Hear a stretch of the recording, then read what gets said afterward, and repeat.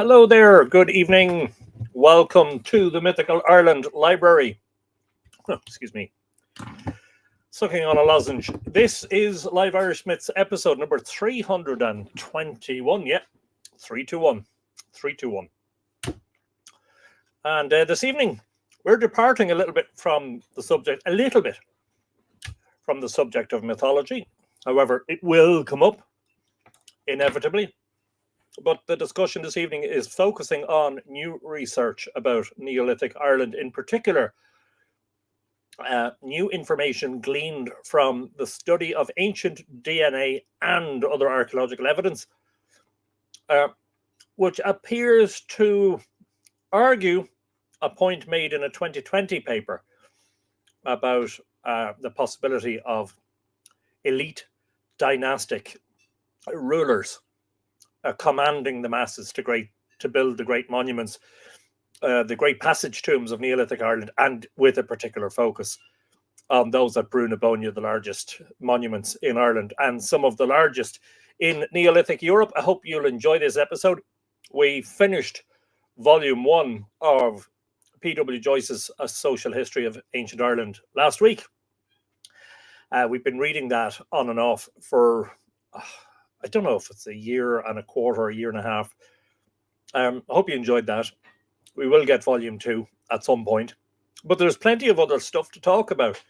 No shortage of material, even though we're well over 300 episodes since the streams began in March of 2020. If you're watching us, whether it's on the Mythical Ireland Facebook page or indeed the YouTube channel, don't forget to join in the conversation, especially if you're new. You'll receive a very warm welcome from the Tua, or as we call them, the Mythflix Tua. It's a bit like Netflix, except for it being largely about mythology. We call it Mythflix instead. And I will give a shout out to everybody who has commented so far in a moment. Excuse me.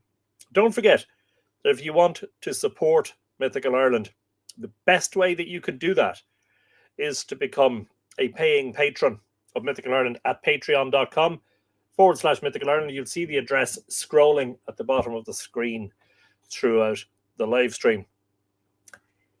The sun is only just going down here in the Boyne Valley. Delighted to have reached, as we did last week, after we sprang forward 2 weekends ago, to be now live streaming in daylight.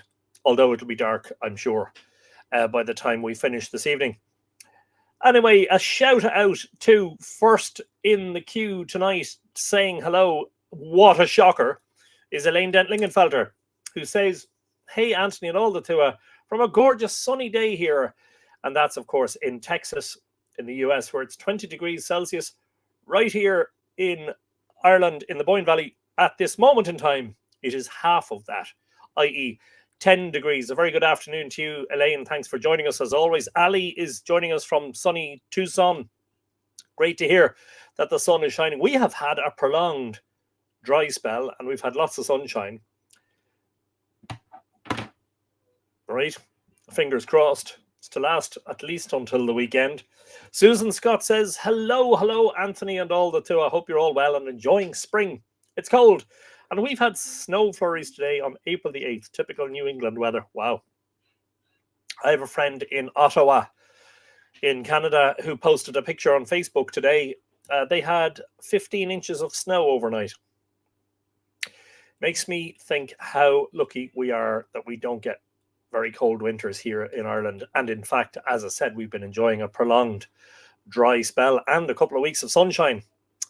Rocio is in the house. Hi, Mighty 2. It's 21 Celsius in Mexico, Puebla. Sending our sunshine to you. Thank you very much, Rocio. A very good afternoon to you. From the sunny Boyne Valley to sunny Puebla. Susan Scott says, sounds delightful. What sounds delightful? Susan, who we already said hello to, may be referring to something somebody else said, but I'm not sure. Johnny Wilson is saying a big hello from Dallas, Texas. Yesterday temperature started at 4, and today we're 31. Wow. Yeah, we're actually having frosty nights. There's a touch of frost at night, so that's the high pressure for you in spring. Cold at night, warm during the day. But hey, it's sunny, blue skies, extended light. Nobody's complaining. Oh, yes, please may we have a bit of your sunshine and warmth from Rossio and maybe from the Texans. And maybe, even here in the Boyne Valley, we could spare a bit. Rex Fortenberry is saying, hail Tuesday to from a cool, dry, swampy Louisiana, ready for some Neolithic education. Brilliant stuff. And yes, my apologies. The past couple of Mondays have been taken up by musical engagements. So I think we're back to normal next Monday, thankfully. And Scott Doherty is saying, hello from Ennistimon. That is in the county of Clare, where it is a gorgeous day. The last few days, 20 Celsius. Wow. You see, over here in the east, we have an onshore breeze, which is cool and comes in off the Irish Sea and kind of keeps things cool. Jacqueline Kelly Adams is here. Hello, Anthony and everyone, from an overcast on 57 Fahrenheit in beautiful Central Oregon. What is 57? Almost 14. That's not bad.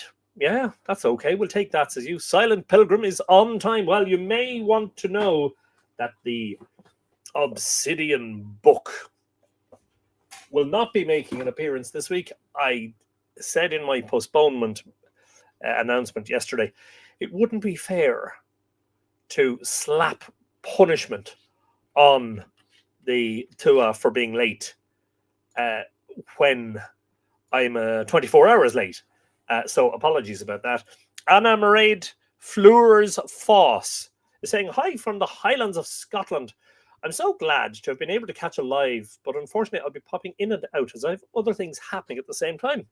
Well, Anna Mairead, I don't think we've seen you before, so you're very welcome to the Mythical Ireland Library and to the live stream. Hope you enjoy it. And don't forget that if you happen to miss it in its entirety, or at least in part, it will be available immediately afterwards, both on Facebook and on YouTube as a video.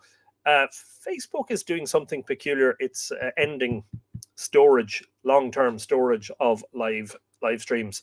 They're going to be deleted after 30 days. So YouTube is the place to go. YouTube.com/Mythical Ireland. And of course, Anna Mairead is watching on YouTube. So you'll be able to watch it straight back afterwards. I'm so excited about tonight's program, says Susan. Well, I hope that we can live up to your expectations. Rex Fortenberry now wants a lozenge. I'm sorry, Rex. I'd throw one to you. You know, if I thought I could throw it far enough and you could catch it and it wouldn't take 8 hours to get there. And Anna Mairead adds, here in the Highlands, one of our historic castles is being sold to, well, unfortunately, not a Scot, put it that way. Hope that they do something nice with it at least. Linda Bird is saying hello from a cold Maryland. I wonder what cold is, Linda, and very good afternoon to you. Thankfully, as I said, we've been having nice weather here in the Boyne Valley. However, that comes with a caveat, which is the aforementioned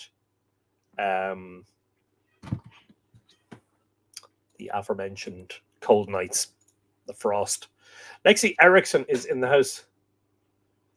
Hello from a party. It's 68 in Denver, 20 Celsius, partly cloudy. This sounds like an interesting episode. So hello, everyone. Yes, indeed. Good afternoon to you, Lexi. 20 Celsius. That sounds decent. You know, I'll take that. Michael Pike is in the house. Greetings, Anthony and the mighty Tua. A very good afternoon to you, Michael. Thanks for joining us. Alan Hoskins watching on YouTube is saying it's still sunny in Ballala. Wow. Get the words out, Anthony. Take two. Alan Hoskins is saying, hi, everyone, from a still sunny Ballina, Killaloe. Cloudless blue sky this evening. And it reached 22 to 22. Wow. Blissful for April. Can't disagree with that. Hope all are well, as I do too. UCD just put an article on their studies of the more likely uses of ancient monuments, which is exactly what we're talking about tonight. And so if you haven't had a chance to read it, we'll go through the finer, more important points of it and have a little bit of discussion around that.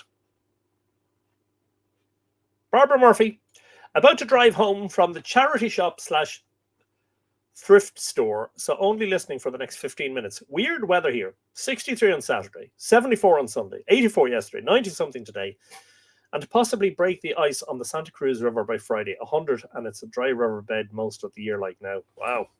Well, Barbara, drive safely. And we'll catch you on the rerun if you're not able to stay for the whole thing. Rory O'Brien saying, greetings to all. I'm watching on YouTube. Yes, grand old stretch in the evening. Love this time of year. Rory, you're very welcome to Live Irish Myths. Valentina Bernardi is saying hello from Glastonbury, where it is sunny and springy. It's cold here as well in the morning, 2 degrees, and very misty, but looks gorgeous with the sun making the mist sparkle. Looks magical. Sounds magical too, Valentina. Thank you for describing it to us. Amanda June Haggerty is saying it's going to be in the 50s here in Bellingham, Washington today. It's our last frost date today. So much rain, I thought I would be washed away. We have the exact opposite. Very, very, very, very, very little rain in recent weeks. Teresa Collins says, hi, Anthony and all the mighty to a cool 14 degrees here in Killarney after a lovely warm day. It feels cold this evening. It's 10 here in Drogheda. So it's warmer there. I'm looking forward to Tuesday Tales this evening. Brilliant stuff, Teresa. And yeah, hopefully it doesn't get too cold there overnight. Amanda June said, today the rain let up a bit and the clouds are bright. That's as sunny as it will likely get. You may spoil them if the Obsidian book goes amiss too long. Sounded good when I thought it. Yeah, it'll be back next week, I'm sure.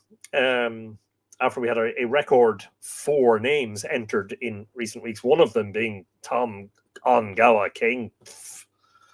Shocking, carry on.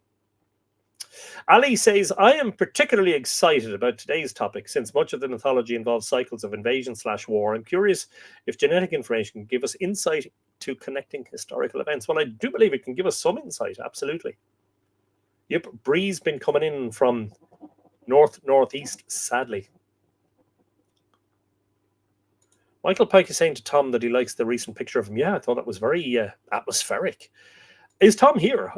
If so, he hasn't said hello yet. So he may be just ushering some guests out of the forge because over the past few weeks he's had evening time tours, which is brilliant. But that has, on one occasion, facilitated his entry into the Obsidian book. Very controversial. A very unpopular opinion with some of you, I can assure you. Oh no, not Tom into the book. Yeah, I know, right? Right. Where do we start? Start at the beginning. In the beginning, there was the Ice Age.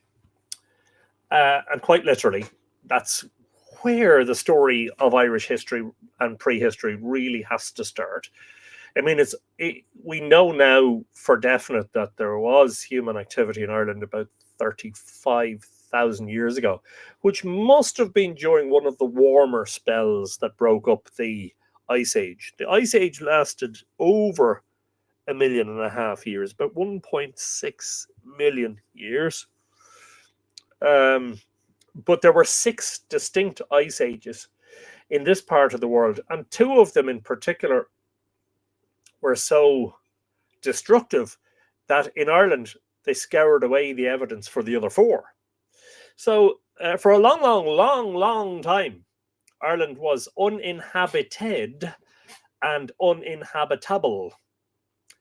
And everything changed when the Ice Age ended about 12,000 years ago, and about 9,000 years ago, the first of the Mesolithic or Middle Stone Age inhabitants. I'm tired.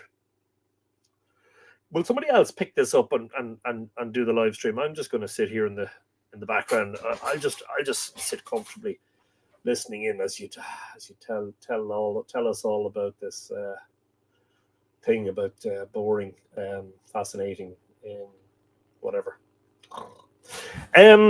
Yes. So the first entrance to the island, colonists, if you were, probably came across the shortest sea route from what is now Scotland. Shortest distance between Ireland and Britain, the 2 islands, is between, it's a modern ferry crossing between Larne in Northern Ireland and Stranraer in Scotland. And I think the shortest distance between the 2 is 13 miles, if I'm not mistaken. So a handy sea crossing. Michael Pike is saying, wake up. Yeah, I know, right? All the activities finally catching up on me. I need to get some sleep.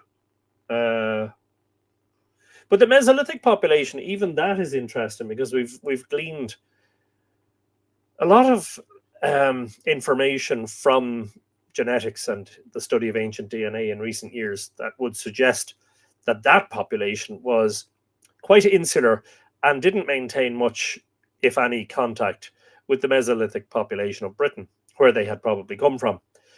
Then everything changed about 6,000 years ago, around 4000 BCE, when the farmers arrived and brought with them the practices of cultivating grain and keeping cattle. There were no cattle or sheep or goats in Ireland until the Neolithic began around 6,000 years ago. And their migrations can be traced archaeologically, but more importantly, genetically, all the way back to Turkey, what we call today Turkey, Anatolia, which is a very large region of Turkey, where the builders of Newgrange, believe it or not, had their ancestry. But as this new paper argues, and I'll mention it and I'll introduce it and read some of it now shortly, of course, they may not have been aware of their far distant Near East ancestry, because that migration westwards across Europe probably took several thousand years, which is, dozens of generations of people. So by the time they left, almost certainly France, probably in boats with cattle and grain on board maybe, and came to Ireland, they probably had already forgotten that their great grandparents had begun cultivating grains and keeping cattle in the Near East, probably 4,000 or 5,000 years previously. Not able to put a precise date on that, by the way, but that's probably a deficiency in my knowledge rather than a deficiency in the knowledge of the experts. So remind me, so tonight's episode is really about genetics and archaeology. But even though mythology isn't really mentioned, mythology is important in this discussion. Anyway, the paper that I'm going to be referring to tonight is called Social and Genetic Relations in Neolithic Ireland, Re-evaluating Kinship. It's published in the Cambridge Archaeological Journal for 2025. Its authors are a number of experts: Neil Carlin, Jessica Smith, Catherine J. Fryman, Daniela Hoffman, Penny Bickle, Kerry Cleary, Susan Greeny, and Rachel Pope. Several of those names are very familiar, as they should be, and several less familiar to me. Interestingly, Kerry Cleary is based in an archaeological company that has its headquarters here in Drogheda. So there's a local connection. Anyway, there is, I'm pretty sure I shared it to the Mythical Ireland community and the Mythical Ireland page in the past week. But there is a link where you can download. Actually, do you know what? The best thing to do would be to actually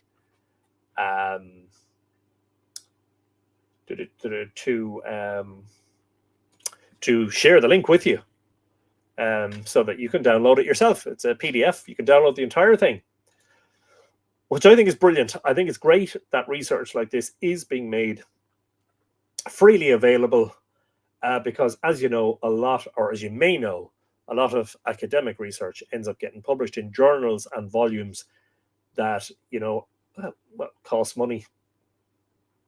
Let me just find this link and then paste it in. Desiree Riley, I'm just popping in to say hello and getting ready for work. Love to all the Tua. Catch up on the episode later. Well, enjoy work, Desiree. Sorry that you can't hang around. Totally understand. And we'll see you on the rerun. Yeah. So there, I'm just sharing the link there. Is that right? I think so. Yeah. So you can save your own PDF version of it. Ivania Lee is joining us. Marina Mighty Tua from the mighty Waikato. Excellent stuff. A very happy Wednesday morning to you, Ivania, from all of us who are still in Tuesday here in the northern/western hemisphere. Adina suggests head down a rabbit hole. Well, we'll be down several of those today, you know. Careful. We'll have to start sharing dad jokes.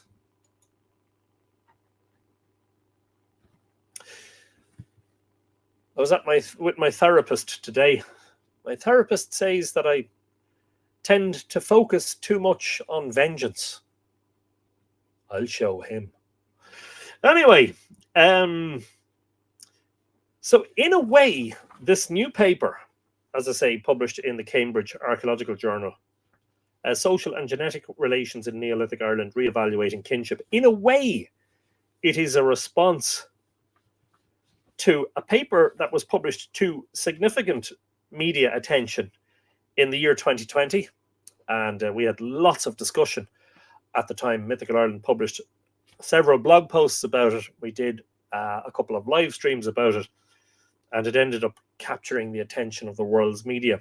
And this is the paper that's called A Dynastic Elite in Monumental Neolithic Society.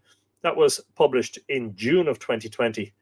And a big long list of authors, principal among whom was Lara Cassidy, who is one of Ireland's leading experts on the study of ancient DNA.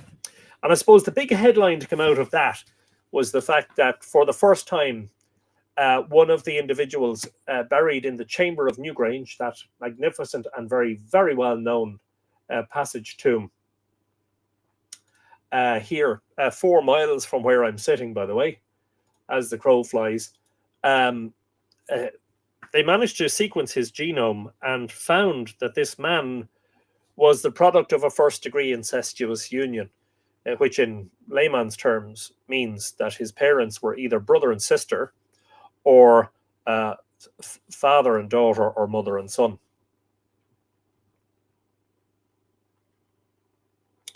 Amanda June says, I spent my whole life thinking that I was a quarter Irish, but after a DNA test and finding my closest DNA relative on Ancestry, I discovered that I'm only 3% Irish and, surprise, quarter Ukrainian. Well, of course, a lot of the Irish population are descended from a later arrival after the Neolithic farmers who ended up building Newgrange, who had come from Anatolia. The Beaker folk who came around 2400 BC, their genetic origins belong in the Pontic Steppe, which is those extensive plains and grasslands north of the Black Sea and the Caspian Sea, occupying southern Ukraine and parts of southwestern Europe, southwestern Russia even. So that might explain that to a degree, but that's interesting. Maybe there are closer links than that.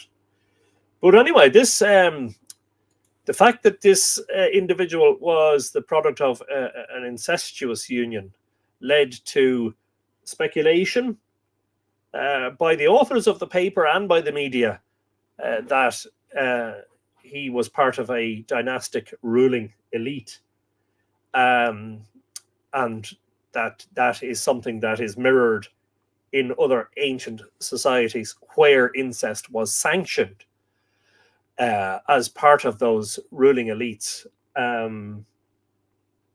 Of course, as with everything, history, prehistory, mythology and legend, pretty much everything in life, the truth is never black or white, and almost always, if not always, lies somewhere in the greys in between. So we'll mention that and we'll go back and forward, I think, a little bit this evening.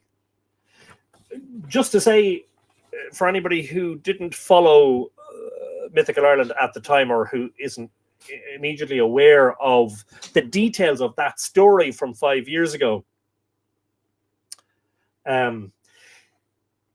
incest was not widespread in Ireland. In fact, this was unique in the admittedly limited data set.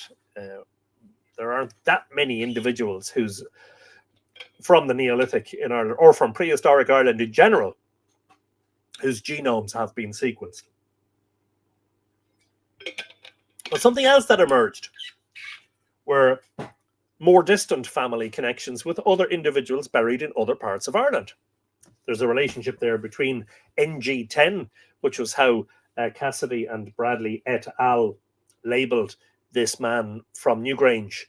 There were relationships there between him and an individual in Carrowkeel, another individual in Carrowmore. They're both tomb complexes, passage tomb complexes in Sligo. Yet the whole passage tomb thing is, again, that's much more nuanced as well. They weren't just tombs. And a further relationship with an individual buried in a court tomb in Millen Bay in the county of Down in Northern Ireland. So a fascinating geographic spread, and seeming to indicate, at least to the authors of the paper, this NG10, especially the incest aspect, seeming to indicate that he might have been part of a dynastic ruling elite taking control of the masses. So this new paper by Carlin Smith et al. I think provides a discussion and a slightly different viewpoint as to how the data might be interpreted. So bear with me and we'll read some of it. Kathy May Deo is in the house. Good day, Mr. Anthony, to all the two. I hope you're well. Having flooring installed in my house, so got here to join. Well, brilliant. And I hope it is nice. I'm American, but I'm 12% Irish and 21% Scottish. Wow. But you know the Irish were the original Scottish. 68% of statistics, according to Honeyfields, are made up on the spot. Yes, indeed. That was a good joke, says Ivani. That was my earlier joke. Storing that one upstairs. I'll be heading to Louisiana next week. Hope you can find your way to the Festival International. It'd be great to finally meet you. Oh, this is somebody else, obviously. And let me read the abstract first before we go on to discuss some of the finer details. This paper reevaluates recent kinship studies in Neolithic Ireland through a close analysis of biomolecular even, and fine-grained archaeological data. It outlines the rich possibilities these data sets offer when interwoven to enhance our understanding of diverse webs of social relationships. We synthesize a range of archaeological and scientific data to form a new model of kinship and its relationship to shifting traditions of megalith building and funerary and cosmological practices. This model is put in dialogue with recently published genetic data and used to test a variety of explanations for the patterns of biological relatedness revealed using these methods. We argue that the detected genetic patterning is best interpreted as reflecting a reconfiguration of social relations after 3600 BC, linked to the consolidation of emergent social and religious communities.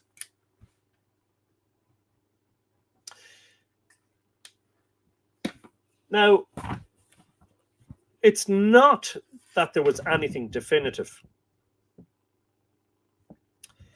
in the statements of Cassidy et al. In the 2020 paper about the dynastic elite.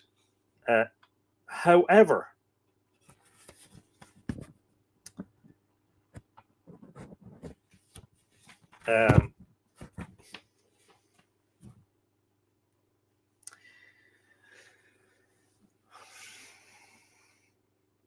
for a couple of sort of things that are important to say at the outset, even though this isn't really the outset, I'm already 15 minutes in. Generally speaking, and this is something that Cassidy et al. Pointed out in their 2020 paper, generally speaking, across the globe, where you see large-scale monumental construction in pre-machinery, pre-metallurgy, pre-developed technological societies, pre-technological societies, generally that arises in a scenario where there is a form of stratified society with perhaps a ruling caste or elite at its pinnacle, at the top of the pyramid, as it were. Excuse the pun. Yes, the Great Pyramids and all that. Linda Cosma is in the house.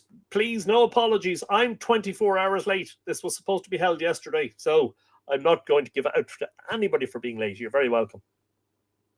Where's Richard Burgess? Couldn't find my good jeans. Yes.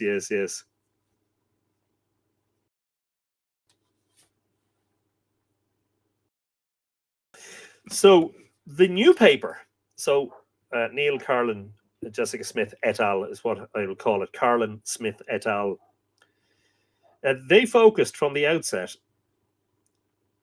and they say it here in the introduction, on the relevant archaeological evidence, especially the mortuary practices and megalithic monuments, rather than less immediately relevant strands like historical or ethnographic parallels. We summarise the findings from genetic investigations of Neolithic Ireland and Britain, focusing on a recent ancient DNA study by Cassidy et al. 2020, which is the one we've been referring to, which claimed to significant media attention the existence of a dynastic hereditary network, that is, a series of leaders from the same elite family who had restricted access to burial in the passage tombs during the latter part of the 4th millennium BC and beyond. And they're presenting an alternative interpretation, taking fuller account of the archaeological and genetic evidence. And they're arguing that the deposition of human remains within passage tombs was not primarily driven by biological connections. Instead,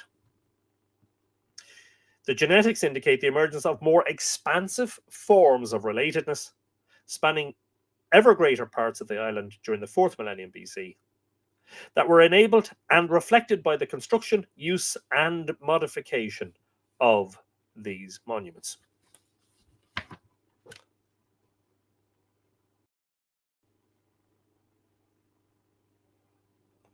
Thank you, Emperor of Cork, which I think is a brilliant handle, by the way, watching on YouTube.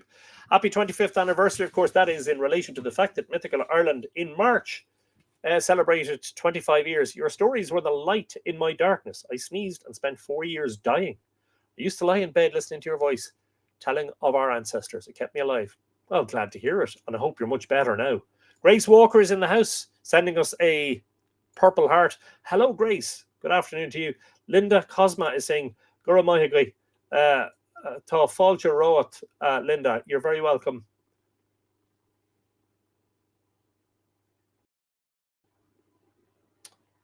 Yes, Richard Burgess, of course, was a little bit late.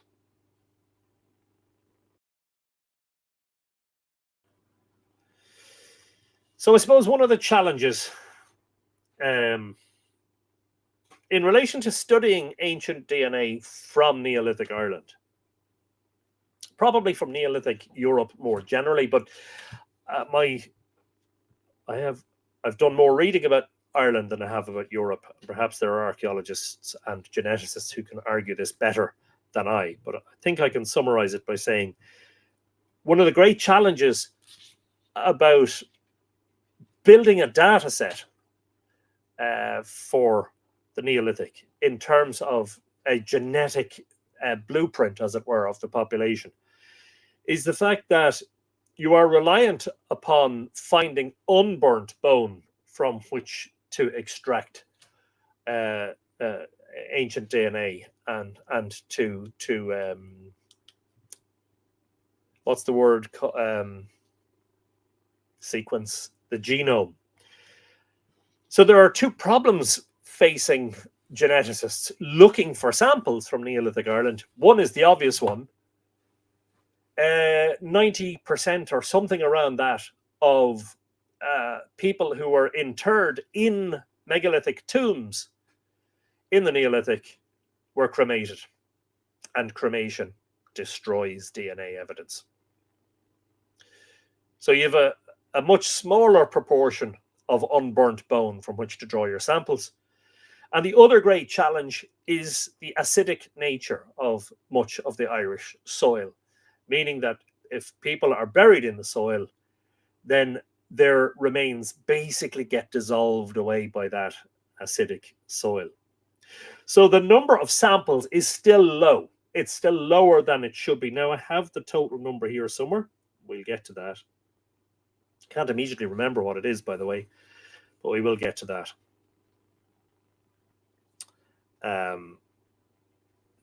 Yeah, so there's lots of sources for this, which include papers and probably book chapters by Jessica Smith and Marion Dowd and others. There's very little evidence for human remains from the Neolithic from settlement or domestic contexts. Most of what geneticists have been able to draw upon or to sample is from megalithic monuments, and archaeologists would consider those first and foremost to be tombs or burial places. So most Neolithic human bone recovered in Ireland has been partially protected, either through the cremation process and or by deposition within megalithic monuments. And you might be wondering, what does that mean? How could the human bone be protected through the cremation process? The point is, like at Fornox, and my book about Fornox highlights this among many other things. At Fornox, all the remains were what archaeologists call commingled. So you've got a huge amount, somewhere between 60 and 70 people, it looks like, in 3 separate side chambers and some in the passageway of the monument there, the Neolithic passage tomb of Fornox in County Meath. A small, you could nearly call it a companion monument of Newgrange, given that it's less than 10 miles away from Newgrange. What was the point? Yes, the commingled nature of the remains. So you got unburnt sections and fragments of bone that are basically in amongst a mass of other material, including, 90% cremated bone. So they're kind of, the unburnt bone is sealed in, as it were, by the cremated material and then by the collapse of Fornox. And so Fornox collapsed, the roof of Fornox collapsed during the period in which it was in use. Some aerial photographs of the monument in my book. By the way, you can get copies of that on my website, signed by yours truly, the author, the only book yet to have been published about that very, very special monument. And I'm just going to paste that link in there. And yeah, if you wish, go and get yourself a copy, and I'll be glad to send it to you, hopefully in tomorrow's post if you order today. In fact, fascinating thing about Fornox is, Newgrange, because it was opened in 1699, and because the first version or the first iteration of the National Monuments Protection Act wasn't passed until the 1880s, there were nearly 2 centuries there where people were coming in and out. So it's quite possible that a lot of human bone material that was in Newgrange was disturbed and removed during that period. So we have evidence for 5 individuals buried in Newgrange, whereas at Fornox, somewhere around 65 individuals. And the fascinating thing about Newgrange is, although we don't know if there were many more than that, it does seem like a much more exclusive monument. It's much bigger, it's much more grandiose. Fornox has, to me, always felt like a more communal monument. The chamber floor area is almost 3 times the size of that at Newgrange, even though the Fornox monument is less than a quarter of the overall diameter of Newgrange. That's a very small monument by comparison, but a much bigger chamber by comparison. It feels like the sort of space where a community would have gathered at certain times to say farewell to the loved ones who were being buried in there. So then there's a bit of a discussion about the earlier exploration of monuments, and there's a very good table about that, figure 1, which is on page 3 of this paper. So and then a discussion about the sequence and types of monuments. So We have, the passage tombs, the court tombs, and the portal tombs. But then we have slightly later wedge tombs and Linkardstown type tombs, which I think, if I've been reading my archaeology texts correctly, Linkardstown belonging to sort of late Neolithic and early Bronze Age.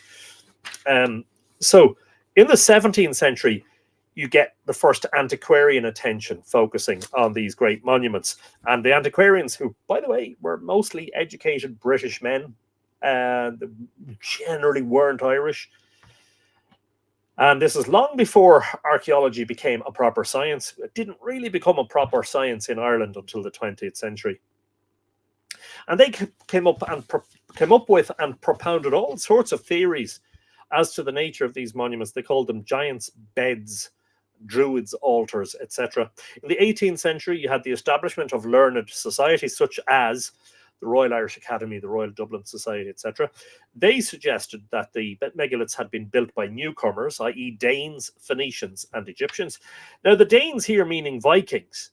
But of course, I'm always, and I'm not the only one, I think there are plenty of other writers and researchers who've suggested that this idea of Danish monuments referred more possibly to the Tuatha De Danann, the deities who were associated with them, than with the actual Danes, i.e. the Vikings. And anyway, as it turns out, geneticists have also contributed to that discussion in recent times by telling us that most of the Vikings who came to Ireland in the 8th and 9th centuries AD were actually Norse and not Danish.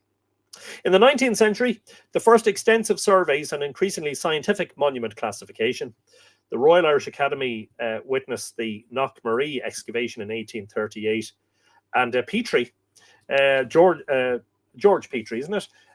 Who's often called the founder of Irish archaeology, I think, suggested, probably for the first time in 1833, Petrie suggested that Newgrange was actually built by the Irish, not by the aliens.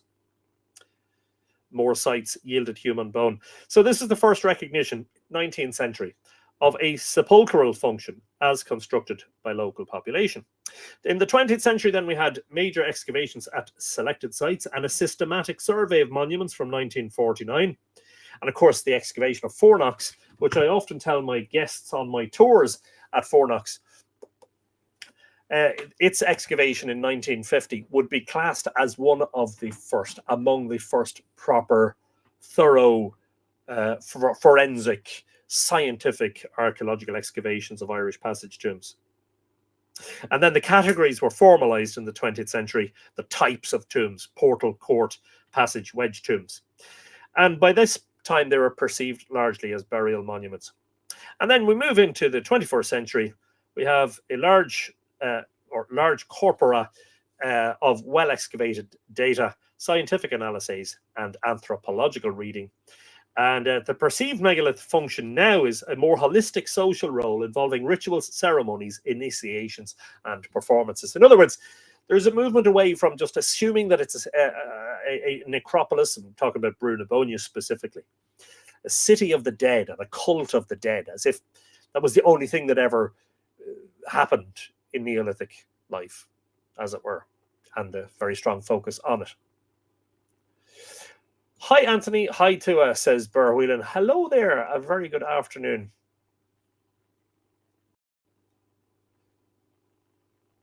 Archaeology asks more questions than it reveals. Yeah.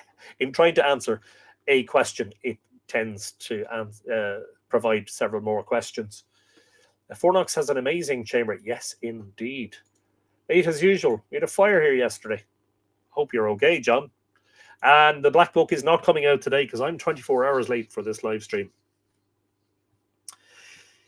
Yeah, so in a way, the whole discussion of the passage tombs, and even that word, which is a compound word, passage tomb, creates debate and discussion.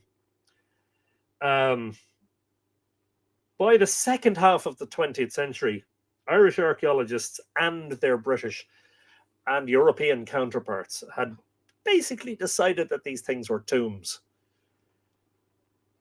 And it was, O'Kelly's discovery of the sunbeam at Newgrange, prompted by lots of local people telling him that this is what used to happen at the monument, in addition to the discoveries of the likes of Martin Brennan and Jack Roberts, that prompted a sort of a wider look at the functions of these monuments. So the authors of this new paper say, just as our understanding of megalithic monuments has become more nuanced, so too has our appreciation of the treatment of human bones at these sites. And they point out that that aspect of these monuments was barely recorded in old publications. So, for instance, although Hartnett's excavation of Fornox was very thorough, very forensic, and he recorded things in minute detail, it was a very, very, very thorough excavation. There's the man himself, the late Paddy Hartnett, or PJ Hartnett, as he was known to his family and friends. Paddy, as he was known to his family and friends, PJ. The section in his published paper, which was published in 1957, which was almost 7 years after the excavation, the section dealing with the human remains was actually composed by not a mortician, what do you call them, a pathologist.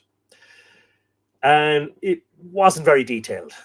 And so there was a tendency that, in the 20th century, there was a tendency not to examine in forensic detail the bones. That's all changed now.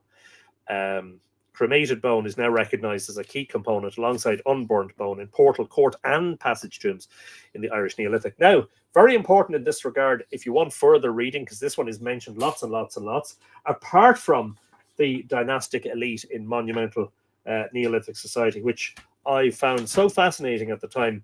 I went through my highlighter and pen, and you'll know from the live streams we did at the time how excited I was about it. But very recently published, in 2023, in fact,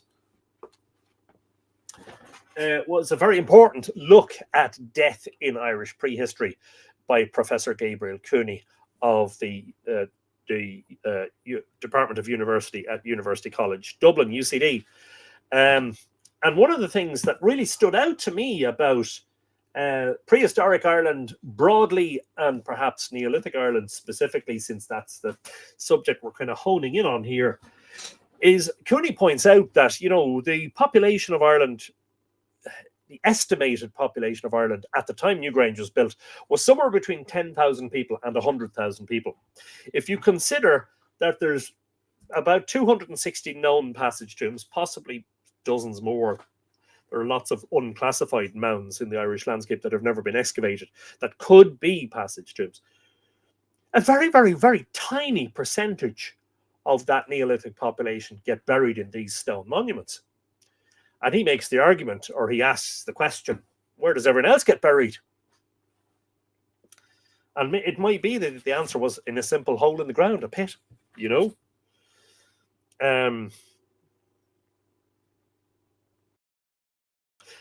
Those who end up in the tombs or the megalithic monuments, their remains are subject to a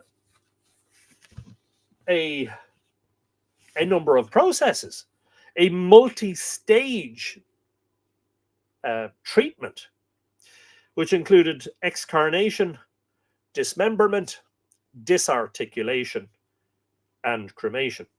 And bearing in mind that a majority of the human bone remains that have been found in tombs such as Newgrange and Knowth and Listahel in Carrowmore, and the cairns up at Carrowkeel, excavated in the early 1900s, and Fornox and Mound of the Hostages at Tara, are small fragments of human bone, with a tendency in the late part of the Neolithic towards complete skulls.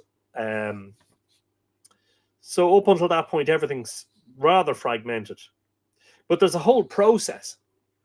And what ended up being deposited in the tombs is a commingled mass, especially in Fornox. And I suppose Mound of the Hostages at Tara are very good examples of that.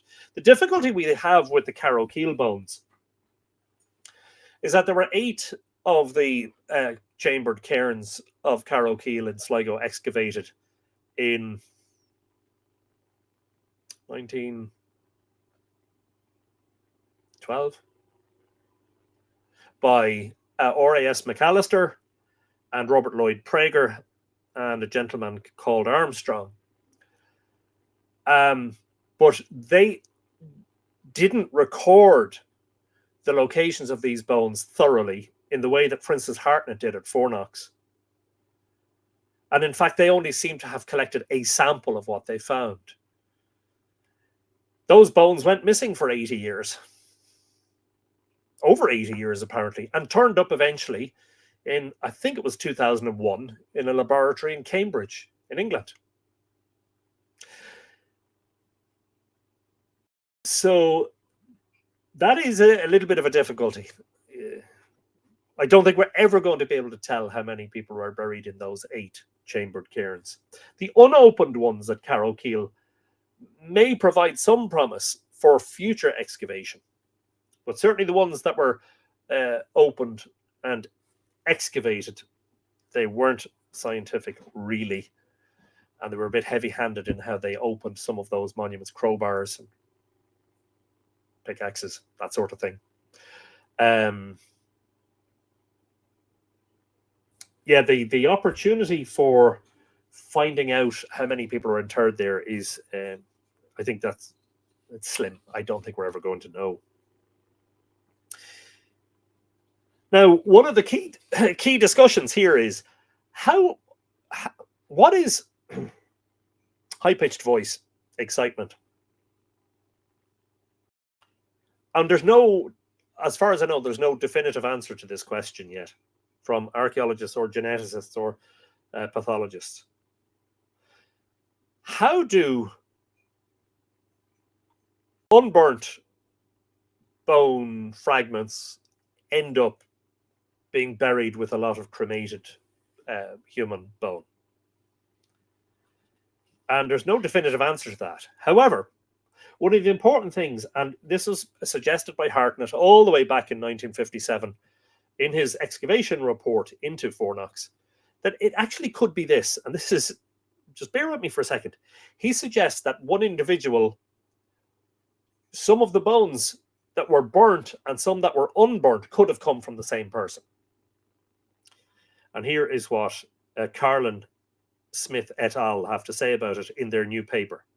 As bodies may have been disarticulated before cremation, a key outstanding issue is whether bone from the same individual was processed in different ways, i.e., a portion cremated and a portion remaining unburnt. This has been argued for human remains at Fornox 1, where unburnt skulls and long bones were placed within spreads of cremated bone. And this is relating to something else I talked about. Purposefully placed unburnt skulls and long bones have also been recorded at other sites, e.g. Millen Bay. That was excavated in 1955 or in the early 50s. And Polnabrone that's the famous portal tomb or dolmen in the Burren in County Clare, where skulls seem to have been removed from bodies and placed against the chamber walls. Wow. And of course, if you saw our episode called The Sligo Bones, that is our episode of Live Irish Myths that was called The Sligo Bones. Now, what number was that? Was that 250? No, hardly. It might have been. Let me find out. Rites of Passage, episode 194, The Sligo Bones. Fascinatingly, even though those bones were missing for 80 years, they have been subject to considerable scientific analysis. And the scientists, or archaeologists, geneticists, etc., who studied those bones from Carrowkeel on the Brickleaf Mountains in County Sligo, were able to ascertain 3 distinct phases. The first phase, the tombs were not used for burying human bone, but only red deer antler objects. Then there's the Neolithic from about 3600 onwards, when they're burying bone fragments, cremated and uncremated. And then in the later part, a tendency towards complete skulls. So there's something about the later part of the Neolithic where they're burying complete skulls or almost complete skulls and long bones. And I mentioned this earlier on, but the Neolithic newcomers to Ireland and Britain, sometime around 6,000 years ago, probably had little awareness of their Anatolian/Aegean genetic ancestry. Analysis of their haplotypes reveals considerable homogeneity, suggesting they came to both islands from a range of similar source locations, probably in present-day northern France.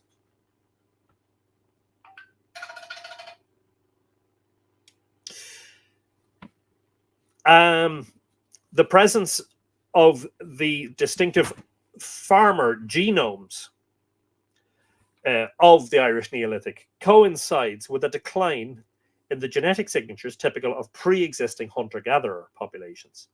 And that has been seen by Cassidy and others as evidence of a large-scale maritime colonization of Ireland. In other, well, it's not a misnomer, but it's sort of like an obvious statement. It's like any colonization of Ireland in prehistory has to have been by the sea, because as far as we know, they didn't have airplanes back then. So if you wanted to come to Ireland in prehistory, you had to cross the sea. With so few buildings, so much, who did the everyday task? That's a good question.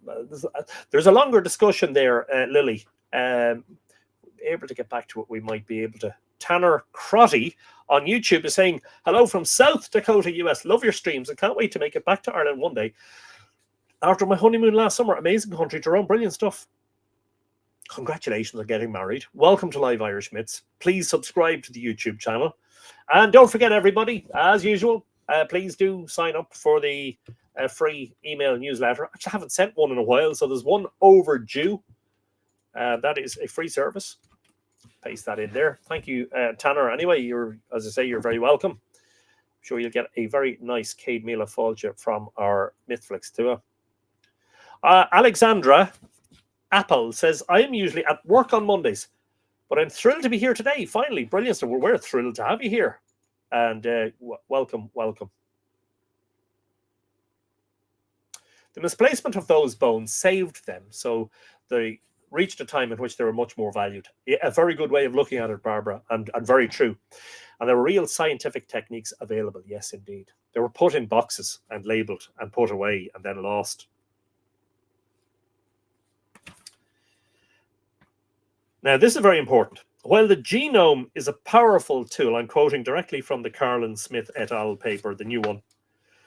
While the genome is a powerful tool for revealing biological relationships, we do not know how family or kinship was defined throughout the Neolithic. Biological relations are not kinship facts, and in many societies, genetics, blood, or biology are neither a determining nor necessary factor of, sorry, multiple page turns here, while I skip past the tables, which are very data-packed and interesting. Sorry, this sentence skips from page 5 to page 10. So I'll read the sentence again.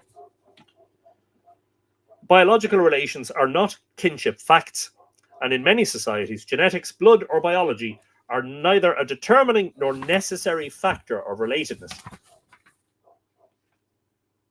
People actively make their kin through cultural practices conducted within the particular context of their society, such as caring for one another, gift giving, the sharing of substances, and engaging in collective commensal practices, or living, working, or burying the dead together.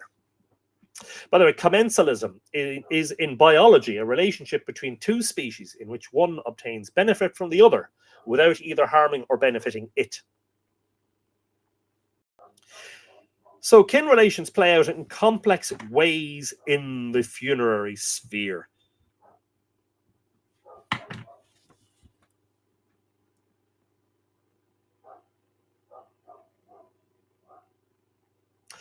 Relationships may be affirmed, created, or broken through the rites and ceremonies surrounding the dead person, and the redefinition of that person's own relation to the living community as a regular feature of these rites.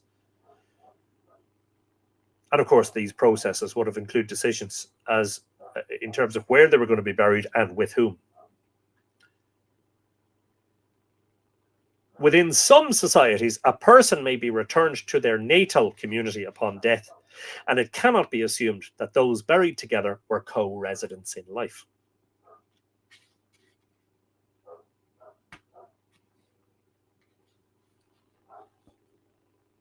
Sorry, I'm going to have to let Coda in. He is outside and he's barking his head off. So if you just bear with me for a moment, I'm going to allow him to come in. Take a breather for a few seconds while I get him in out of the barking area.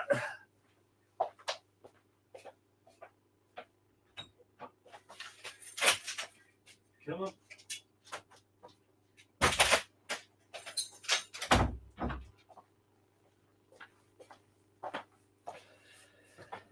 Yes, indeed, folks. That is a deer coda in out of the yard, basically.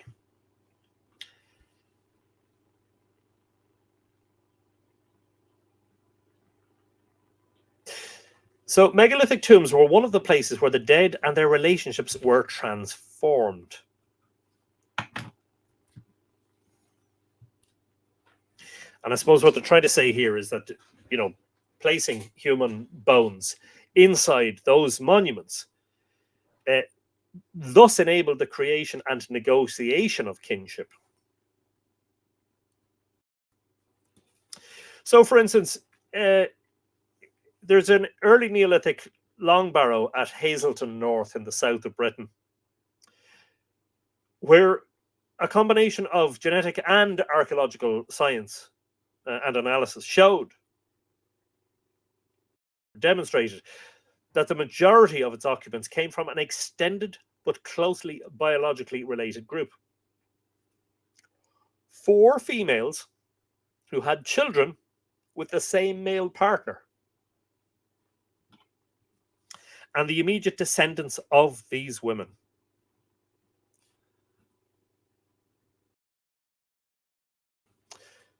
So I guess that may, at least in part, answer the question around the potential existence of polygamy in prehistoric society. Now, that's Britain. And I know there's probably some people watching going, Britain, how is that relevant? It's very relevant because of the mobility of that maritime colonization of Britain and Ireland beginning around 6,000 years ago and ending with the Beaker migration of 1,600 years later. It's very important because of the mobility of that community. Now, if you read my work, particularly my book about Dronehenge, the late Neolithic phase at Brunabonia is huge. And I raised I suppose it was part speculation, but partly based on the evidence. I raised the idea that the communities who built the Neolithic monuments of Orkney and Brunabonia and maybe even Salisbury, Stonehenge, Avebury, but they all knew each other. They were part of an extended community that were quite mobile. We get the same types of monuments being built on opposite sides of the Irish Sea. There are passage tombs, as the archaeologists call them, in Anglesey, which are very, very like their Boyne Valley counterparts.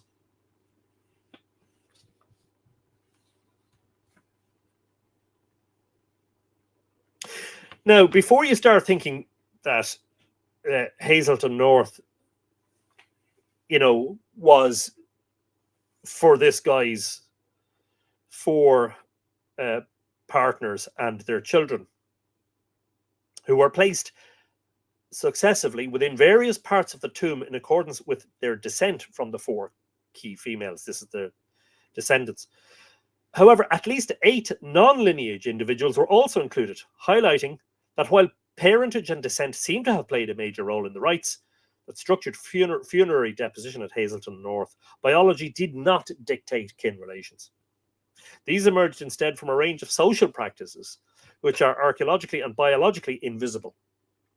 And you see, this is a wonderful enigma and wonderful and yet infuriating that archaeology can answer so much, but there's so much that it cannot answer. How can we build a picture of the social patterns and interactions, the social and religious nature of a society based only on what they've left behind in terms of monumental remains, their bones, the remains, and the things they made while they were alive? You know, it's very difficult. Similarly, many of the burials within the, I will butcher this pronunciation, Fralsegarden passage tomb in Sweden were interred in particular locations based on their descent from a specific lineage, comprising 2 sublineages spanning 2 centuries, although non-lineage individuals were also included. So this is an extended family who were buried over a period of 200 years. Now, you might say, how many generations is that? In modern times, that might be six generations. In the Neolithic, people didn't generally survive until the age of 30. So it's, 4 per century. So it's 8, at least, possibly.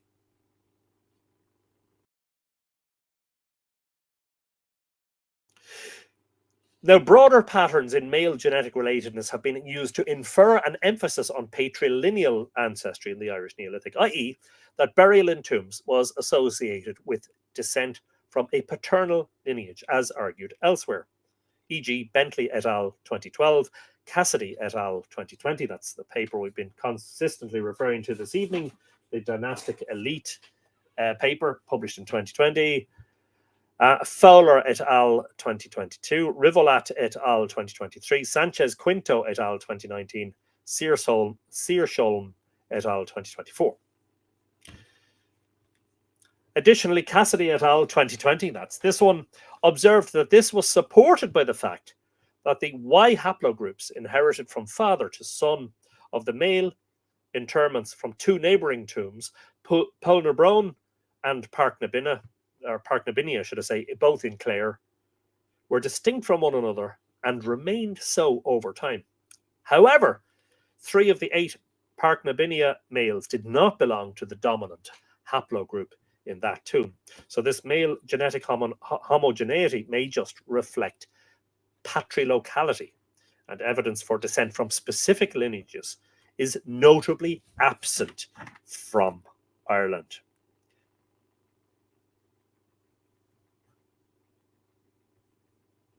Which is, I believe, a very important point in this discussion.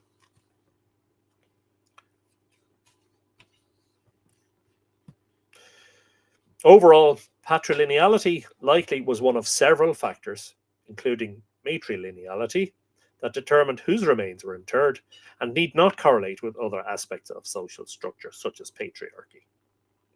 I'm going to take just the shortest gap, just while I catch up on comments and questions, if there are any. We've a little bit more to go, but we're making good headway. Hopefully this is all making sense. Please, if there's something that you need me to expand on or reiterate, please do ask. Tom King has arrived. A wizard is never late, neither is a smith. Hello there, my dear friends. Just finished up tour and catching up at last bit of story time. It's been fascinating, Tom. And there's no black book today because I'm 24 hours late for this live stream, so you know. Desiree and Amadeus are going to be sad they missed Coda. Yes, indeed. But no doubt they'll be watching the rerun, so they'll hear the whole thing. Deborah Gilbert was welcoming Coda.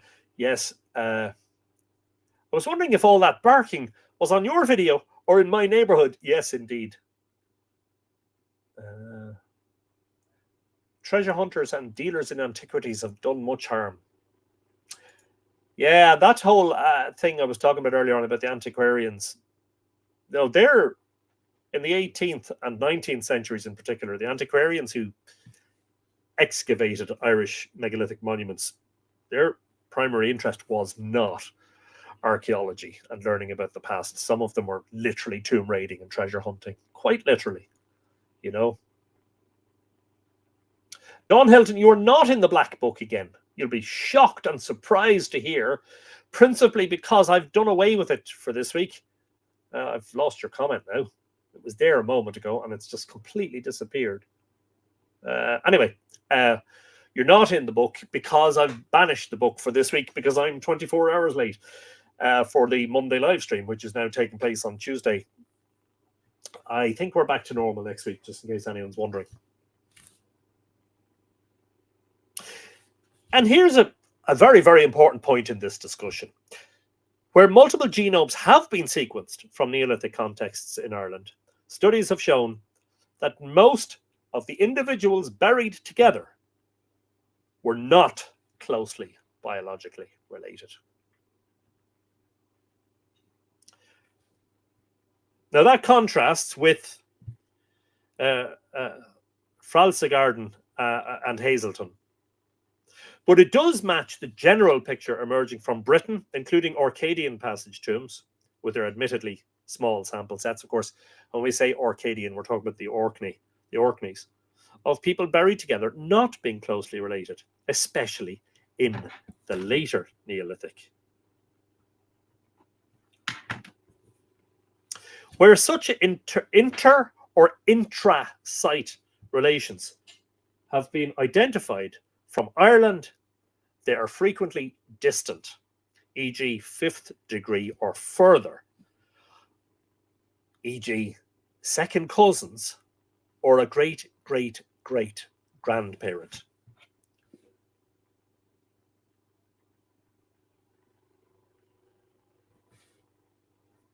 Sorry, I'm just taking a margin note here.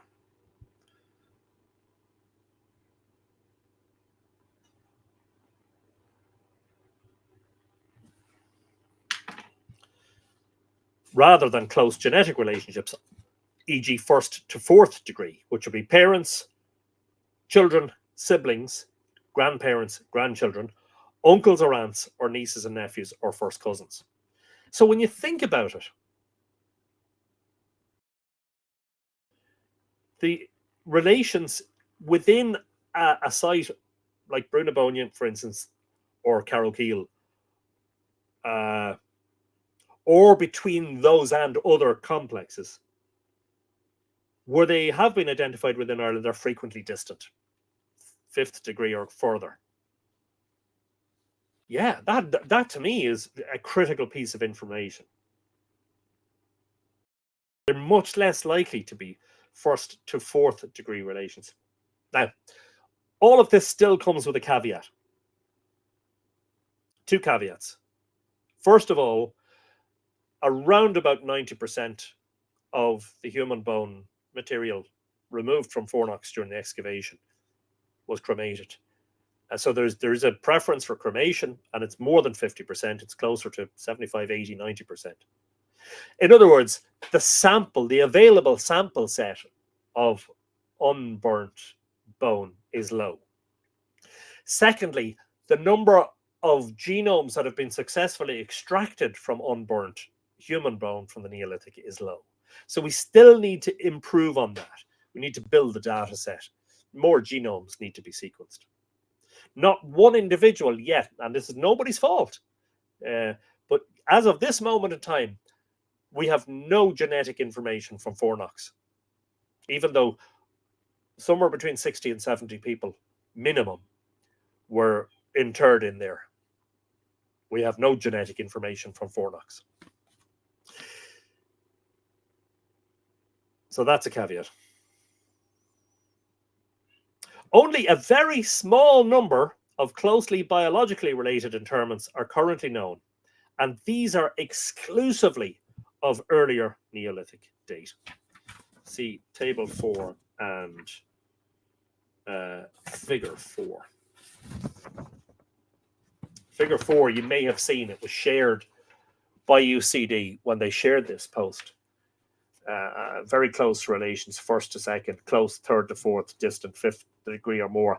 And the various sites, Newgrange, Carrowkeel, Carrowmore, Primrose Grange, Millen Bay, Powderbrone, Park Nabinia, and a few others. So, yeah.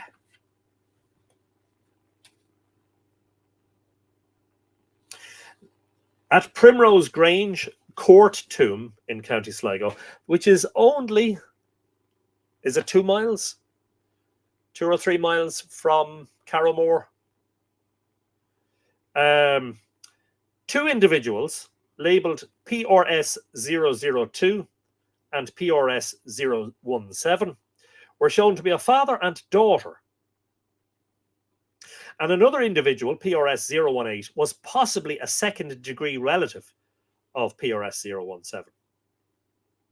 No such close genetic relationships were uncovered at the early Neolithic portal tombs at Poulnabrone or the court tomb at Park Nabinia, even though a higher proportion of their total MNI was sampled compared to Primrose Grange. So that's interesting. Indeed, each site featured closely associated bone groups within comparatively well-preserved deposits, despite centuries of use. I would go further than that, Rossio. Archaeologists need to go hand in hand with our anthropologists and geneticists and astronomers and mythologists. It's a multidisciplinary thing now. It has to be. The full picture will not emerge unless that is the case.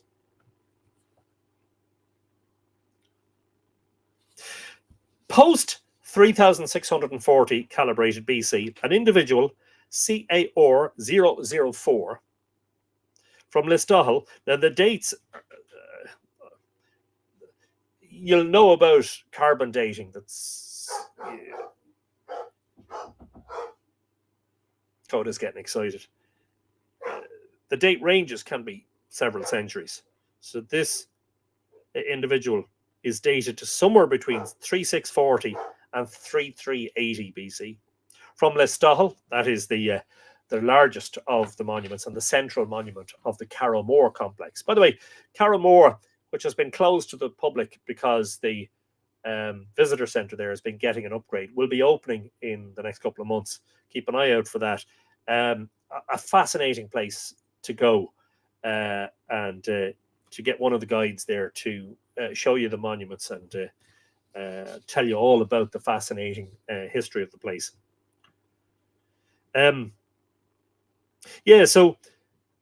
This individual, CAR 004, let's call them Carrowmore 004 from Listowel, was initially deemed related in the first or second degree from an individual PRS, that's Primrose Grange 007, also dating between 3520 and 3360 BC, from Primrose Grange, over 2 kilometers away. 2 kilometers, not even 2 miles.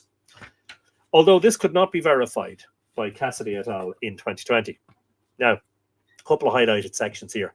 Are you paying attention? I hope that this isn't, I hope that I'm going at, and I hope that this is being explained in layman's terms. Yes, MNI, I forgot to mention, minimum number of individuals. Thank you, Barbara, for adding that. So if there's anything that, again, I'm not explaining properly, or you need more detail, please do ask.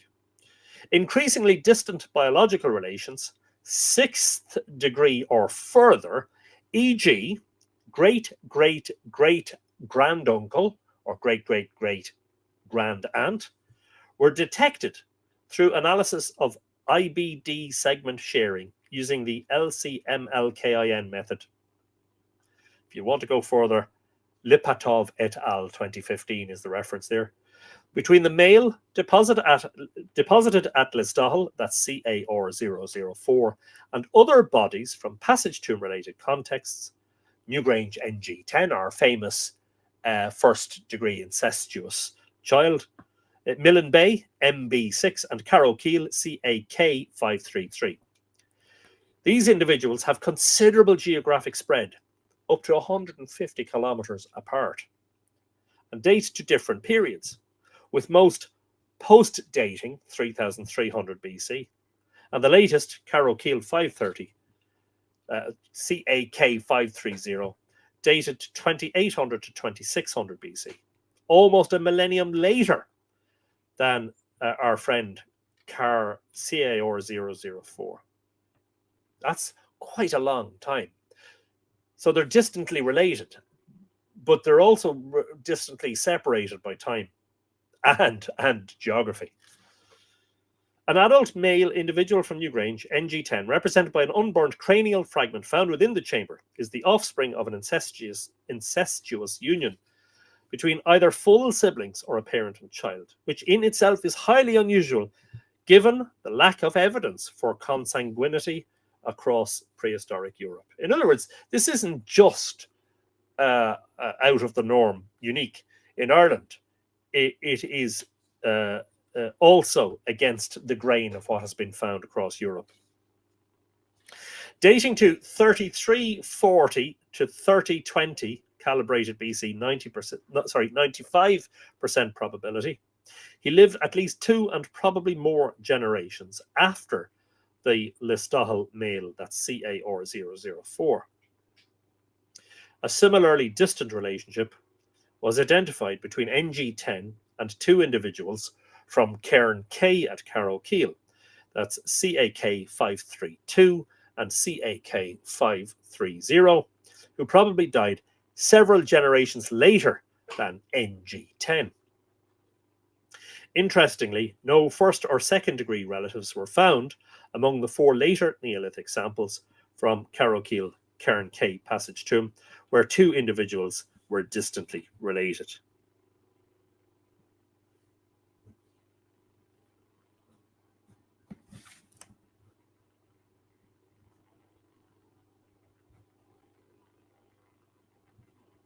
Sorry, I'm taking notes again. Which is, when I file this paper in my extensive collection of papers, which are, the presses are burgeoning here with all this stuff, that I'll know the salient points to come back to. A key question remains whether those detected levels of biological relatedness in passage tomb traditions are truly representative.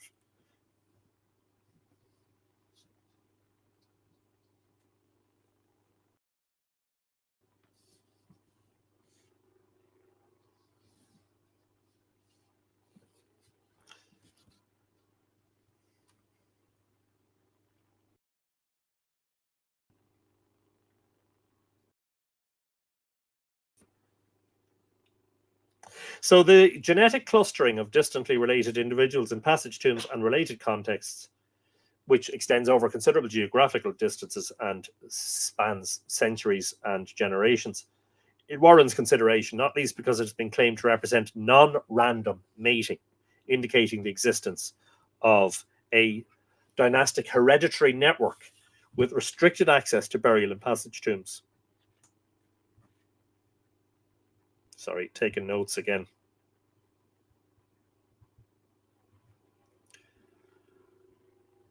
I.e., if you had been reading up to now certain things, you may have formed the opinion that in the Neolithic you needed to be related to certain families to get buried in the passage tombs. The first issue is the representativeness of the sample. It cannot be assumed that the sampled individuals in a study represent entire living populations. And of course, at Hazelton North, for instance, which we've been talking about, some members of the local community were absent from that tomb. The past cultural practices, including funerary rites and reproductive choices, post-depositional histories, and the vagaries of archaeological excavation and curation impact directly on the availability of suitable samples. So we've been talking about that. We've been talking about the Carrowkeel bones that were missing for 80 years. And modern archaeologists would look back at McAllister and Prager, etc., and Armstrong, and say they probably only took a selection of the bones, and they didn't really record properly where they came from or the contexts. Plus, you've got Newgrange, where people are walking in and out of that monument for almost 2 centuries, disturbing what might have been there. Whereas at Fornox, because of the collapse of the roof, probably when the monument was in use, everything was sealed in until 1950. Imagine that monument was probably being used for the burial or the interment of cremated and uncremated human remains around 5,000 years ago, probably a little bit more than that. And the roof collapsed and sealed it off, and none of that was touched until 1950. 5,000 years later. Extraordinary stuff.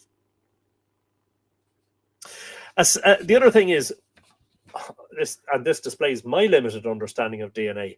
A single individual's genome contains a mosaic of information about several of their genetic ancestors. Even a small number of aDNA samples provides insights into the ancestry of a much wider population. Yet, if groups only practicing cremation and or other mortuary treatments that left little archaeological trace rarely reproduced with those who practiced inhumation, then they would not enter the genetic record. And that's another very important point. Such a scenario has been suggested for Chalcolithic. Okay, blah, blah, blah. But,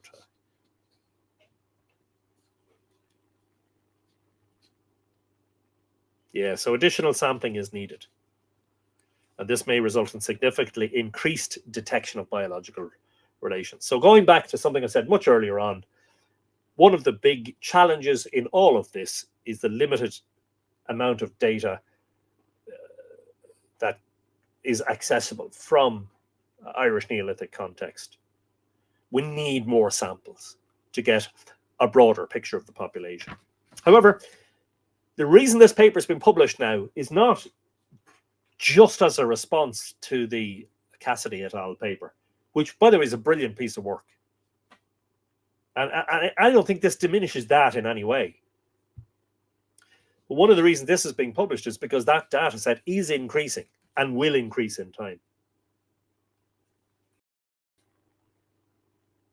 The exclusion of Neolithic people whose bones do not form part of the current genetic record may partially account for the paucity of evidence for close genetic relatives. Additional sampling is needed to confirm this and may result, yes.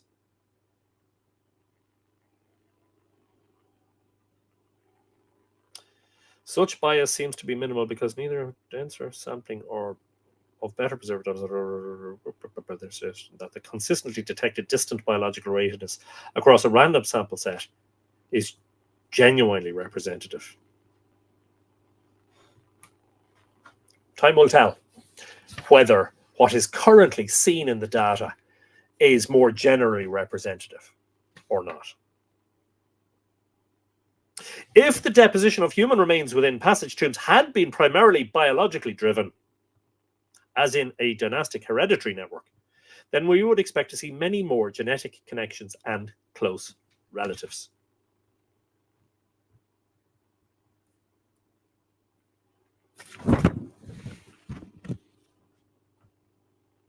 It is striking that so little evidence for relatedness has yet been uncovered from passage tombs. Fascinating.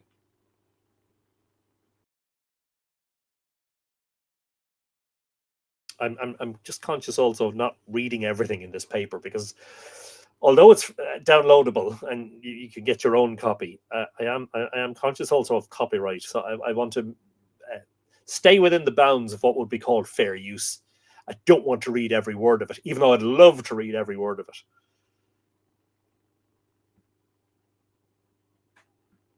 Yet there is certainly something non-random about the genetic relationships of people from passage tombs, even though this distant relatedness may not necessarily be known or appreciated.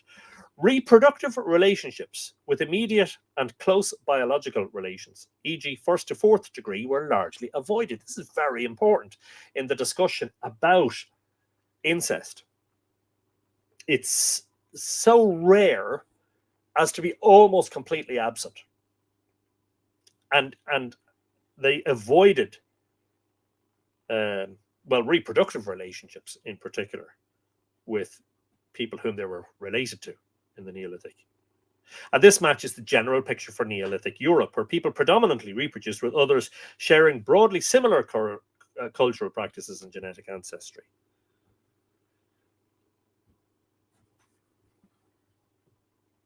First to fourth degree. So reproductive relations greater or equal to fifth degree, or another way of saying that is fifth degree or higher or more remote, as it were.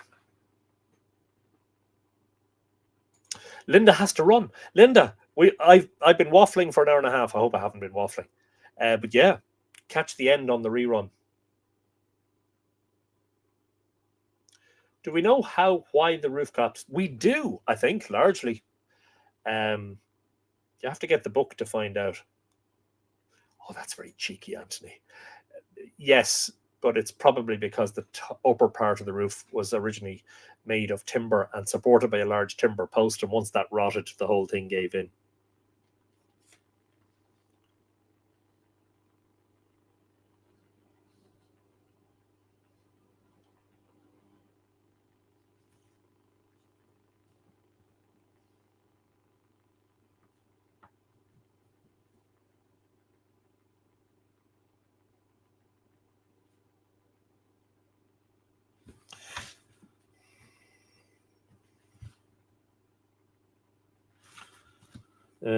So Malta and Orkney, apparently, because they were islands and because they're small, whereas Ireland is a big island, obviously. And there were restricted population sizes, and there is a increased inbreeding and or restricted population sizes were detected.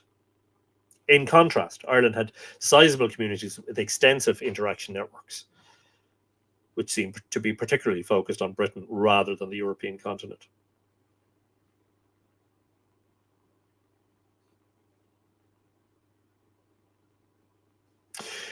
We do not know if the biological relationships revealed by genetics were known or how they were socially understood, but they do not seem to have played a determining role for burial within passage tombs.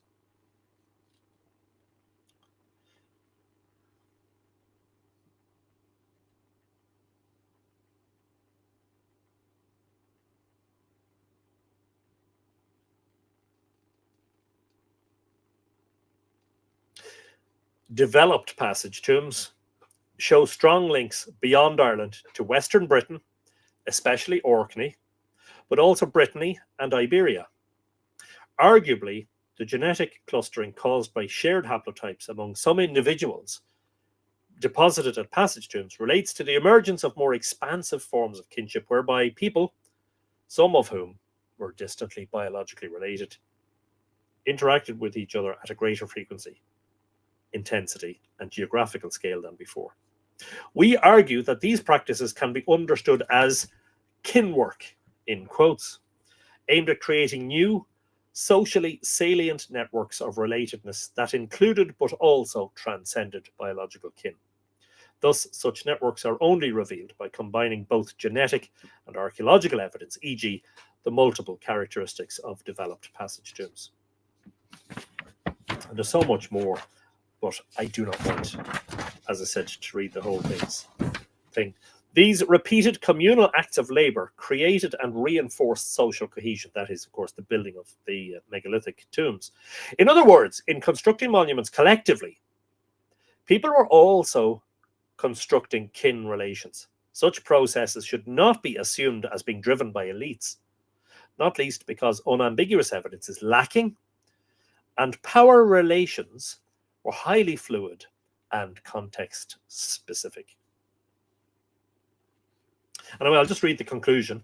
I'll let you do all of the rest yourself. Dr. Liberace says, don't forget to, if you're watching on YouTube, especially if you're watching on Facebook, like and share. Let's get the audience up. Overall, the selection of bones for deposition within passage tombs in Neolithic Ireland does not seem strongly influenced by biological relatedness. Many other facets of identity, kinship, ability, role, cosmology, and value influence these decisions. The mapping of distantly related individuals interred within passage tombs far apart in time and place shows the shift towards more closely connected cultural and religious networks. These likely comprised dispersed groups who were increasingly mobile across a wide swathe of Ireland in the later half of the Neolithic. The evidence certainly does not support the existence of hereditary power, a dynasty, in these populations. We posit that this shared ancestry can be explained as resulting from preferential choice of partners within a dispersed community who shared cosmological beliefs and practices and enforced their social relationships through collective activities, including the construction of large monumental sites and the funerary rites that played out at these.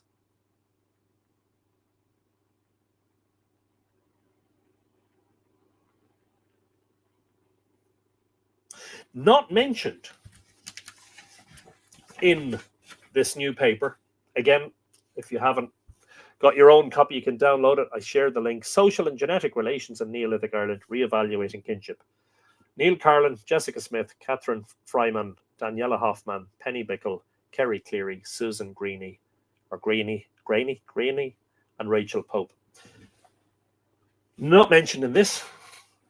Mythology. Mentioned in the 2020 paper by Cassidy et al. Mythology associated with the great monuments of Brunabonia, Newgrange, and, well, Dowth in particular, where the origin legend of that monument, as related in the Deintychicus, the metrical Deintychicus, written down in medieval times, but who knows how long it had survived before that, which talks about a king who commands all the men of Ireland to build him a monument, that is Dowth. And the men insist only upon having endless day for the task. The king's sister casts a spell on the sun, making it stand still in the sky, granting them their endless day.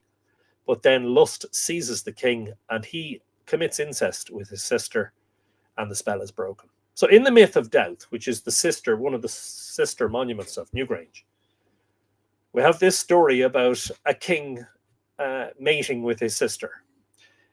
In the genomic evidence from Newgrange, one of the individuals buried in the chamber of Newgrange, which looks and feels like a very exclusive monument, we have first degree incestuous union. We have a man whose parents are likely to have been brother and sister. But there are several other myths associated with Brunabonia in which the theme of incest is either important or is a factor. Now, I wrote about this in 2020, and so did Ali Isaac. And I identified several stories associated with Brunabonia, 3 in particular, where incest was a theme. Ali went further than that. And then there was a further publication by a gentleman whose name I can't immediately remember, to my shame, who said that we had both missed 1 or 2 stories. And I think he had a total of 7 different stories associated with Brunabonia where incest was a theme. It's as if I'm always saying, it's as if the idea that mythology written down in medieval times could remember events of the distant past, in particular the Neolithic, was summarily dismissed by one expert on medieval Ireland. That's Dr. Elizabeth Boyle, who sort of really just sort of said no. I still think that the great challenge in terms of dealing with mythology as evidence is, first of all, scientists are reluctant to use stories as evidence for understandable reasons. I still maintain that the big conundrum with Newgrange is, if you are a non-nativist, you think, i.e., that a lot of our myths were imported in the Middle Ages, you have a problem explaining, certainly have a challenge explaining why so many people told Professor O'Kelly at the outset of the excavations at Newgrange that the sun shone into Newgrange once a year, when that couldn't have been witnessed in the era in which the excavations commenced. And in fact, it couldn't have been seen for about 4,000 years because of the degradation and slow collapse and the blocking up of the roof box of Newgrange. It couldn't have been witnessed for about 4 millennia. And yet local people are saying the sun shines in there once a year. For me, that's a great indication.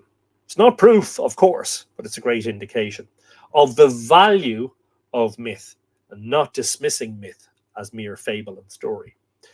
As I've been saying repeatedly in recent years, the science is catching up with the stories. Some of the information being revealed by archaeology and genetics, etc., was already there in the stories. Now, whether you want to believe that those stories are genuinely remembering ancient events or something else, yeah, I know, you know.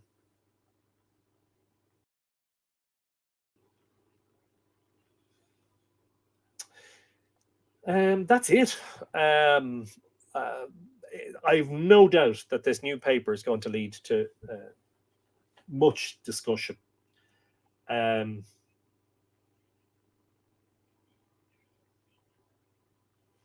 I still think that one doesn't cancel out the other, or one doesn't overrule the other, as it were. I still think there's room for both. However, referring back to something I said almost at the very beginning of tonight's episode, that is accentuated by the Cassidy et al. 2020 paper, which is this: we're generally where you see very large, ostentatious monuments requiring a huge input of labor being constructed in the pre-technological world, the prehistoric world. Generally, they arise from a structured society in which there is a ruling class. The question is whether that has any impact on who gets buried in those monuments. Is clearly open for discussion and question. Because if NG10 was part of a ruling elite, and if that ruling elite were the ones who are exclusively being buried in those monuments, we should find much closer family ties between him and others buried in other tombs. But of course, there's such a wide geographical spread, and of course, there's a wide chronological spread. But certainly the absence of relations, family relations lower than 5th degree is fascinating. It's intriguing. Bigger data set needed, more information, more fully sequenced human genomes. I've spoken to Dr. Jessica Smith on a few occasions. She and I were featured on a News Talk documentary about Newgrange last December. Was that broadcast on the night of the 21st? You can search the Mythical Ireland website for it because I posted about it at the time. So what we're certainly going to get, I think, soon this year from Fornox are some carbon dates from some of the organic material, including human remains. What's not certain at this moment in time is whether we'll get any genomic information. That process hasn't yet begun, as far as I'm aware. But I do look forward to the intriguing possibility that if that were to happen, that we will expand that data set, and we'll find out for Fornox in particular questions which have been intriguing me and puzzling me and spurring me on for the past 25 years. Was Fornox built at the same time as Newgrange? Is it older? Is it younger? And is there a connection there between the people who built it and the people who built Brunabonia? And I'm almost certain that the answer will be yes. They're so geographically close. And it feels to me, it has done for a long time, as something I said in the book, it feels that Fornox, the Fornox complex of monuments, feels like a miniature replicated version of Brunabonia. Yes, the tombs are smaller. Some of the henges are very impressive in size. And you all get the feeling that it's just the community has spilled over and said, yeah, well, we've done all this at Brunabonia, let's do it at Fornox. Or maybe it's happening at the same time. Or maybe even it came first. And once they had the prototype, the small tombs up on the hill, the henges generally in the lower areas, they said, well, let's try and do this at Brunabonia. That's our blueprint. Now let's try and do something bigger. But I suppose, although there's no definitive answer, I suppose we are seeing a more nuanced picture in relation to the biological relationships. Yes, people are related, but they're not closely related. which they should be if there was a widespread ruling elite covering the island. I still think Cassidy et al. Are close to the truth in relation to Newgrange, because that's what it says in the myth.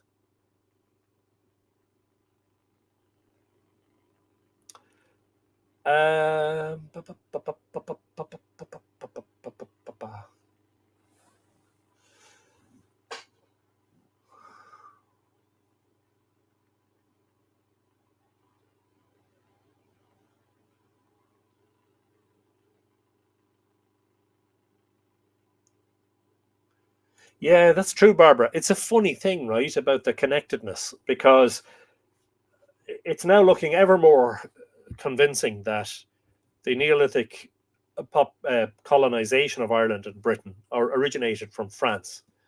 But